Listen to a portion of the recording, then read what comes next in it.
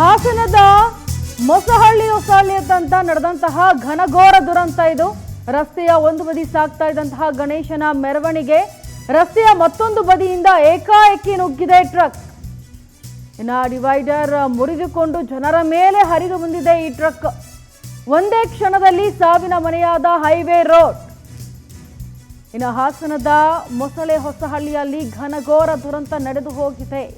ರಸ್ತೆಯ ಬದಿ ಸಾಗ್ತಾ ಇದ್ದಂತಹ ಗಣೇಶನ ಮೆರವಣಿಗೆ ಇತ್ತ ಮತ್ತೊಂದು ರಸ್ತೆಯಲ್ಲಿ ಏಕಾಏಕಿ ನುಗ್ಗಿದೆ ಟ್ರಕ್. ಅದು ಕೂಡ ಡಿವೈಡರ್ ಮುರಿದುಕೊಂಡು ಜನರ ಮೇಲೆ ಹರಿದು ಟ್ರಕ್ ಇದೀಗ ಇಷ್ಟು ಜನರ ಸಾವಿಗೆ ಕಾರಣವಾಗಿದೆ. ಒಂದೇ ಕ್ಷಣದಲ್ಲಿ ಸಾವಿನ ಮನೆಯಾಗಿದೆ ಈ ಹೈವೇ ರೋಡ್. ಹಾಸನದ ಹೊಸಹಳ್ಳಿಯಲ್ಲಿ ನಡೆದಿರುವಂತಹ ಘನಘೋರ ದುರಂತ.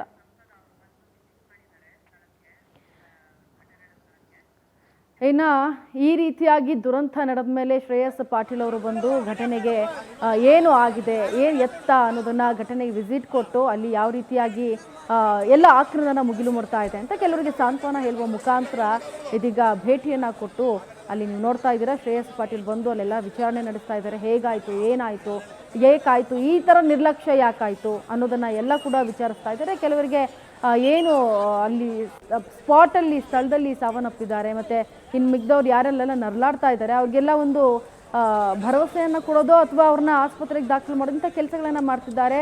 ಇನ್ನು ಶ್ರೇಯಸ್ ಪಾಟೀಲ್ ಅಲ್ಲಿಗೆ ಭೇಟಿ ನೀಡಿ ಇದೀಗ ಎಲ್ಲ ಒಂದು ತನಿಖೆಯನ್ನು ನೋಡ್ತಾ ಇದ್ದಾರೆ. ಅಂದರೆ ಏನಾಯಿತು, ಎತ್ತಾಯಿತು ಅಂತ ವಿಚಾರಿಸ್ತಾ ಇದ್ದಾರೆ. ಹೇಗಾಯಿತು ಡ್ರೈವರ್ನ ಮಾತಾಡಿಸುವಂಥ ಕೆಲಸ ಕೂಡ ಮಾಡ್ತಾ ಇದ್ದಾರೆ.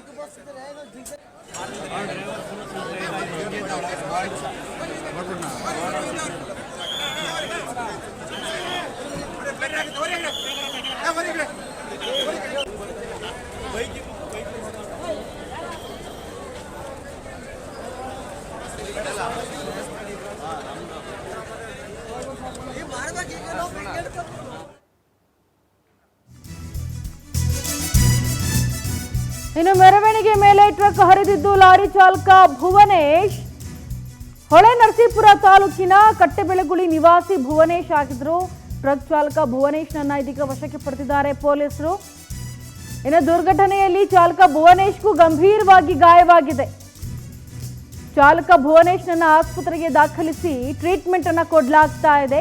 ಅಪಘಾತ ಎಸಗ್ತಾ ಇದ್ದಂತೆ ಟ್ರಕ್ ಚಾಲಕನಿಗೂ ಥಳಿಸಿದ್ದಾರೆ ಸ್ಥಳೀಯರು. ಕೂಡಲೇ ಬಂದ ಪೊಲೀಸರಿಂದ ಚಾಲಕ ಭುವನೇಶ್ ರಕ್ಷಣೆಯನ್ನ ಪಡೆದಿದ್ದಾನೆ.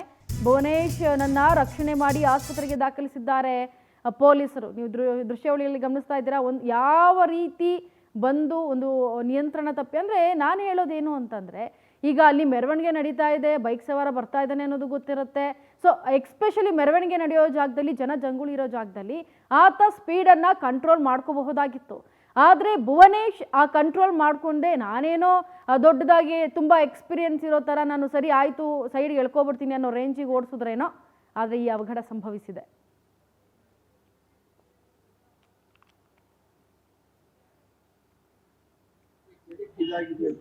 ನಾಡಿನದು ಕೂಡಲೇ ಇದು ಗಂಭೀರವಾಗಿ ಸರ್ಕಾರದಲ್ಲಿ ಸಮಗ್ರ ತನಿಖೆ ಪೊಲೀಸ್ ವರಿಷ್ಠಾಧಿಕಾರಿಗಳಿಗೂ ಗಮನ ತಂದಿದ್ದೀನಿ.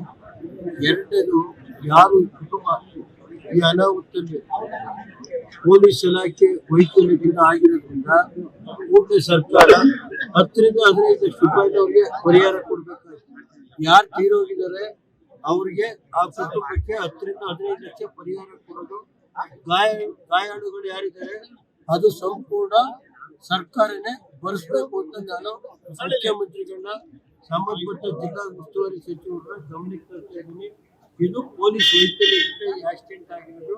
ಇದನ್ನು ಸಮಗ್ರವಾಗಿ ತನಿಖೆ ನಡೆಸಬೇಕು. ಆ ಕುಟುಂಬಕ್ಕೆ ಇದರ ಬಗ್ಗೆ ಹೆಚ್ಚಿನ ಮಾಹಿತಿ ನೀಡೋದಕ್ಕೆ ನಮ್ಮ ಪ್ರತಿನಿಧಿ ಸಚಿನ್ ಅವರು ಸಂಪರ್ಕದಲ್ಲಿದ್ದಾರೆ. ಸಚಿನ್, ಇದೀಗ ಹಾಸನದಲ್ಲಿ ನಡೆದಂತಹ ಘೋರ ದುರಂತ ಒಂದು ಕಡೆ, ಇನ್ನು ಈ ಕಡೆ 9 ಮಂದಿ ಸಾವನ್ನಪ್ಪಿದ್ದಾರೆ, ನರಳಾಟ ಆಡ್ತಾ ಇದೆ. ಸದ್ಯಕ್ಕೆ ಆ ಜಾಗದಲ್ಲಿರುವಂತಹ ಜನರು ಇದ್ರ ಬಗ್ಗೆ ಏನು ಹೇಳ್ತಾ ಇದ್ದಾರೆ, ಹಾಗೆ ಈಗ ಯಾವ ರೀತಿಯಾಗಿ ಆ ಒಂದು ಗಂಭೀರವಾಗಿ ಗಾಯಗಳಾಗಿರುವಂಥವ್ರ ಪರಿಸ್ಥಿತಿ ಹೇಗಿದೆ? ಇಂಚರ ಏನು ನಿನ್ನೆ ನಡೆದಂತ ಒಂದು ಘೋರ ಘಟನೆ ಅಂತಾನೆ ಹೇಳ್ಬೋದು. ಹೊಸಳ್ಳಿ ಬಳಿ ನಡೆದಂತ ಈ ಒಂದು ದುರ್ಘಟನೆಯಲ್ಲಿ ಈಗಾಗಲೇ 9 ಮಂದಿ ಮೃತಪಟ್ಟಿರ್ತಕ್ಕಂಥದ್ದು. 3 ಬಹಳ ಸೀರಿಯಸ್ ಆಗಿದ್ದಾರೆ, ಐಸಿಯುನಲ್ಲಿ ಚಿಕಿತ್ಸೆ ಪಡೆದಿದ್ದಾರೆ. 17ಕ್ಕೂ ಹೆಚ್ಚು ಮಂದಿ ಗಾಯಗಳಾಗಿದ್ದು ಅವ್ರನ್ನ ಈಗಾಗಲೇ ಏನು ಎಮರ್ಜೆನ್ಸಿ ವಾರ್ಡ್ಗಳಲ್ಲೇ ಇಟ್ಟು ಟ್ರೀಟ್ಮೆಂಟ್ ಅನ್ನು ಕೂಡ ಮಾಡಲಾಗ್ತಿದೆ. ಏನು ನಿನ್ನೆ ರಾತ್ರಿ ಇಡೀ ಏನು ಆ ಒಂದು ಸುತ್ತಮುತ್ತದ ಗ್ರಾಮಸ್ಥರೆಲ್ಲರೂ ಕೂಡ ಸರ್ಕಾರಿ ಆಸ್ಪತ್ರೆ ಬಳಿ ಅಂದ್ರೆ ಇಮ್ಸ್ ಆಸ್ಪತ್ರೆ ಬಳಿ ಬಂದು ಜಮಾಯಿಸಿದ್ರು. ಈ ದುರ್ಘಟನೆಗೆ ಕಾರಣರಾದವ್ರನ್ನ ಕೂಡಲೇ ಬಂಧಿಸಬೇಕು, ಅವರಿಗೆ ಶಿಕ್ಷೆ ಆಗ್ಬೇಕು. ಅಷ್ಟೇ ಅಲ್ಲದೆ ಪ್ರಮುಖವಾಗಿ ಇಲ್ಲಿ ಗಮನಿಸಬೇಕಾದಂತ ಅಂಶ ಏನು ಅಂದ್ರೆ ಮೃತಪಟ್ಟವರು ಬಹುತೇಕರು ಎಲ್ಲರೂ ಕೂಡ ವಿದ್ಯಾರ್ಥಿಗಳು. ಇನ್ನು ಸುಮಾರು 20, 22, 24 ವರ್ಷದವರೇ ಆಗಿರ್ತಾರೆ. ಅದರಲ್ಲಿ ಪ್ರಭಾಕರ್ ಎಂಬವರು ಮಾತ್ರ 53 ವರ್ಷ. ಆದ್ರೆ ಈ ಮೃತಪಟ್ಟರು ಎಲ್ಲರೂ ಕೂಡ ವಿದ್ಯಾರ್ಥಿಗಳಾಗಿರ್ತಾರೆ. ಆ ಒಂದು ಸಮಯದಲ್ಲಿ ವಿದ್ಯಾರ್ಥಿಗಳು ಹಾಸ್ಟೆಲ್ ಇಂದ ಹೇಗೆ ಹೋದ್ರು, ಇದರಲ್ಲಿ ಎಲ್ಲೋ ಒಂದ್ ಕಡೆ ಹಾಸ್ಟೆಲ್ ನ ವಾರ್ಡನ್ ಗಳ ನಿರ್ಲಕ್ಷ್ಯ ಕೂಡ ಎತ್ಕಾಣ್ತಿದೆ. ಯಾಕೆಂತಂದ್ರೆ ರಾತ್ರಿ ವೇಳೆಯಲ್ಲಿ ವಿದ್ಯಾರ್ಥಿಗಳನ್ನ ಯಾವ ಆಧಾರದ ಮೇಲೆ ಹೊರಗಡೆ ಬಿಟ್ರು ಅಂದ್ರೆ ಗಣೇಶ ವಿಸರ್ಜನೆ ವೇಳೆಯಲ್ಲಿ ಇರ್ಬೋದು. ಆದ್ರೆ ಇಂಥ ಸಂದರ್ಭಗಳಲ್ಲಿ ಅವ್ರನ್ನ ಹೊರಗಡೆ ಯಾಕೆ ಬಿಟ್ರು ಅನ್ನೋ ಒಂದು ಪ್ರಶ್ನೆ ಕೂಡ ಕಾಡ್ತಿರ್ತಕ್ಕಂಥದ್ದು. ಅಷ್ಟೇ ಅಲ್ಲದೆ ಮತ್ತೊಂದು ಏನು ವಿಚಾರ ಅಂತಂದ್ರೆ ಅಭಿಲಾಷ್ ಎಂಬಾತ ಇರ್ತಾನೆ, ಆತನ ಹುಟ್ಟುಹಬ್ಬ ನಿನ್ನೆ ಇರ್ತದೆ. ಹುಟ್ಟುಹಬ್ಬವನ್ನ ಸ್ನೇಹಿತರು ಕೂಡ ಆಚರಣೆ ಮಾಡಿರ್ತಾರೆ. ಆ ಒಂದು ಸಂದರ್ಭದಲ್ಲಿ ಈತ ಅವ್ರ ಮಧ್ಯೆ ಕುಣಿಬೇಕಾದ್ರೆ ಆತನು ಕೂಡ ಮೃತಪಟ್ಟಿರ್ತಕ್ಕಂಥದ್ದು. ಮೃತಪಟ್ಟವರು ಚಿತ್ರದುರ್ಗ ಆಗಿರ್ಬೋದು, ಬಳ್ಳಾರಿ, ಚಿಕ್ಕಮಂಗ್ಳೂರು, ಹಾಸನದವರು ಕೂಡ ಇದ್ದಾರೆ. ಈಗಾಗಲೇ ನಿನ್ನೆ ರಾತ್ರಿನೇ 9 ಜನ ಏನು ಮೃತಪಟ್ಟಿರ್ತಾರೋ ಅವರ ಮರಣೋತ್ತರ ಪರೀಕ್ಷೆನ ನಡೆಸಿ ಅವರ ಕುಟುಂಬದವರಿಗೆ ಈಗಾಗಲೇ ಮೃತದೇಹವನ್ನು ಹಸ್ತಾಂತರ ಮಾಡಲಾಗಿದೆ. ಯಾಕೆಂತಂದ್ರೆ ಬೆಳಗಿನ ವೇಳೆಯಲ್ಲಿ ಮುಂಜಾನೆ ಏನಾದರೂ ಮರಣೋತ್ತರ ಪರೀಕ್ಷೆ ನಡೆಯುವಂತ ಸಂದರ್ಭದಲ್ಲಿ ಸಾಕಷ್ಟು ತೊಂದರೆಗಳಾಗುತ್ತೆ, ಜನರು ಕೂಡ ಜಮಾಯಿಸ್ತಾರೆ. ಈಗಾಗಲೇ ಹಿರಿಯ ಪೊಲೀಸ್ ಅಧಿಕಾರಿಗಳು ಕೂಡ ಸ್ಥಳಕ್ಕೆ ಭೇಟಿ ನೀಡಿರ್ತಕ್ಕಂಥದ್ದು. JDS ನ ಯುವ ಘಟಕದ ರಾಜ್ಯಾಧ್ಯಕ್ಷರಾದ ನಿಖಿಲ್ ಕುಮಾರಸ್ವಾಮಿ ಅವರು ರಾತ್ರಿ ಸುಮಾರು 12:30ಕ್ಕೆ ಆಸ್ಪತ್ರೆಗೆ ಭೇಟಿ ನೀಡಿ ಗಾಯಾಳುಗಳನ್ನ ಮಾತಾಡಿಸಿ ಅವರಿಗೆ ಧೈರ್ಯ ಹೇಳುವಂತ ಕೆಲಸನೂ ಕೂಡ ಮಾಡಿದ್ರು. ಸಂಸದ ಶ್ರೇಯಸ್ ಪಟೇಲ್ ಕೂಡ ರಾತ್ರಿ ಇಡೀ ಸ್ಥಳದಲ್ಲೇ ಇದ್ದು ಅವರಿಗೆ ಬೇಕಾದಂತ ಎಲ್ಲಾ ರೀತಿಯ ವ್ಯವಸ್ಥೆಗಳನ್ನು ಕೂಡ ಮಾಡ್ತಾ ಬಂದ್ರು. ಗಾಯಾಳುಗಳಿಗೆ ಚಿಕಿತ್ಸೆ ಕೊಡಿಸುವಂತ ನಿಟ್ಟಿನಲ್ಲಿ ಕೆಲಸ ಮಾಡಿದ್ರು. ಮೃತಪಟ್ಟವರ ಕುಟುಂಬಕ್ಕೆ ಸಾಂತ್ವನ ಹೇಳುವಂತ ಕೆಲಸನ ಮಾಡಿದ್ರು. ಆದ್ರೆ ಇಂತಹ ಒಂದು ಘಟನೆ ನಡೀಬಾರ್ದಾಗಿತ್ತು. ಆದ್ರೆ ಈಗ ದುರ್ಘಟನೆಗೆ ಕಾರಣ ಆದಂತಹ ಭುವನೇಶ್ ಏನಿದ್ದಾನೆ ಆತನನ್ನು ಕೂಡ ಈಗ ಪೊಲೀಸರು ಬಂಧಿಸಿರ್ತಕ್ಕಂಥದ್ದು.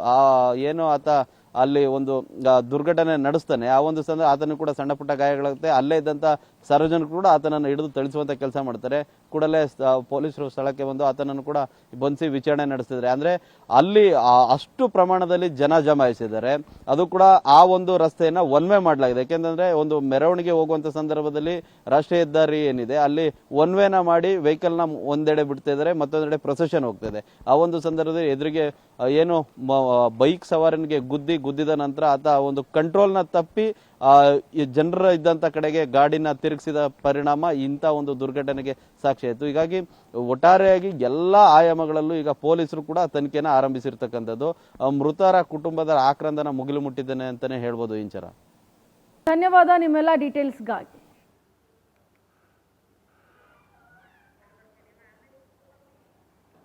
ಇದೇ ನಂಬರ್ ಹಿಂಗೆ